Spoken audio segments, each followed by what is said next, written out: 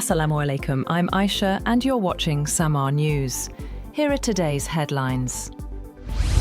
US President Donald Trump says Thailand and Cambodia have agreed to cease all shooting following calls with both leaders. Thailand's Prime Minister Anutin Charnvirakul had earlier said no ceasefire was in place yet, adding he told Trump that Bangkok was not the aggressor. Trump urged both sides to return to a July ceasefire, while Thailand says no trade pressure was discussed.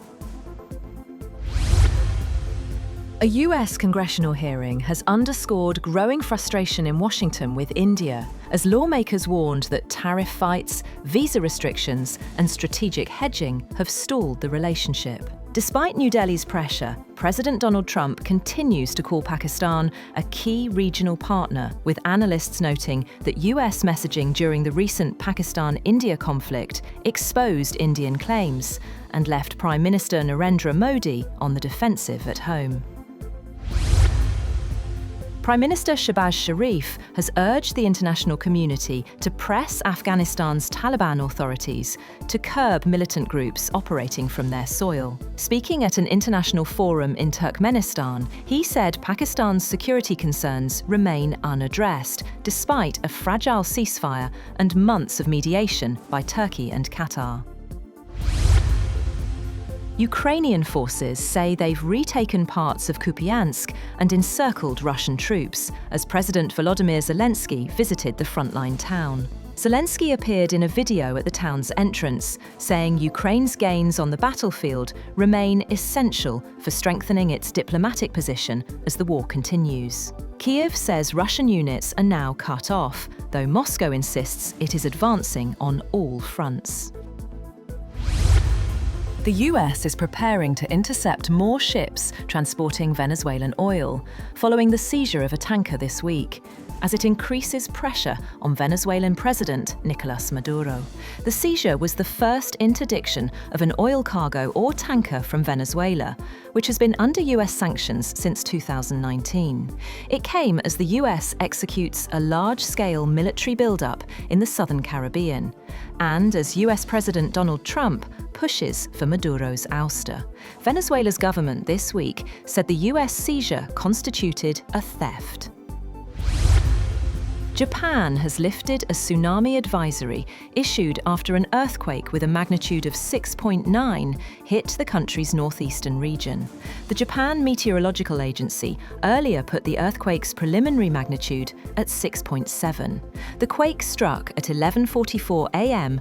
off the coast of Aomori Prefecture with a depth of 20 kilometers, after a bigger 7.5 magnitude earthquake hit the same region late on Monday.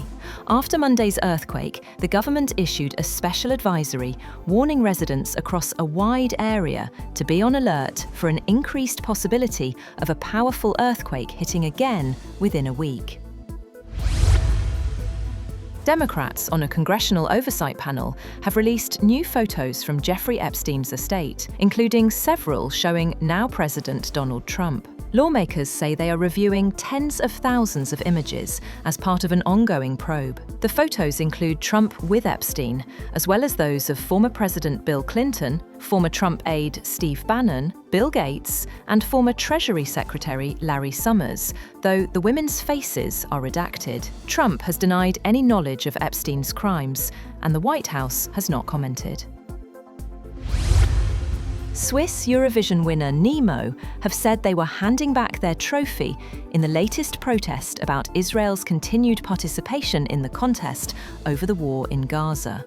Nemo, the non-binary singer who won in 2024 with The Code, a drum and bass, opera, rap and rock song, said Israel's continued participation went against the contest's ideals of inclusion and dignity for all people. The comments are the latest protest against the European Broadcasting Union, the Eurovision organizer, that has seen 5 countries pull out after it cleared Israel last week to take part in next year's event in Austria. At least 10 Palestinians have died in the past 24 hours as a severe winter storm batters the Gaza Strip, local officials said. A baby in Gaza's Shati refugee camp was confirmed dead this morning after freezing to death, bringing the storm-related toll to 10. Authorities reported that 10 houses collapsed in the past day, with many more at risk of falling as families continue sheltering inside damaged structures. Residents say they have no alternative, with Israeli restrictions preventing the entry of tents, tarps, and other winter supplies. Palestinians warn that without proper shelter or heating, more deaths could follow as the storm intensifies. India has streamlined business visa approvals for Chinese professionals, dropping an extra layer of scrutiny and reducing processing times to under a month, two officials told Reuters. The move marks a significant step towards stabilizing relations, which soured after the 2020 Himalayan border clash. Officials said New Delhi has now completely resolved the visa bottlenecks that had severely limited Chinese travel and disrupted key projects requiring specialized technicians. We have removed the administrative vetting layer and are processing business visas within 4 weeks, one official said. That's all for now. For more updates, visit www.samaa.tv. Thank you for watching Samaa News.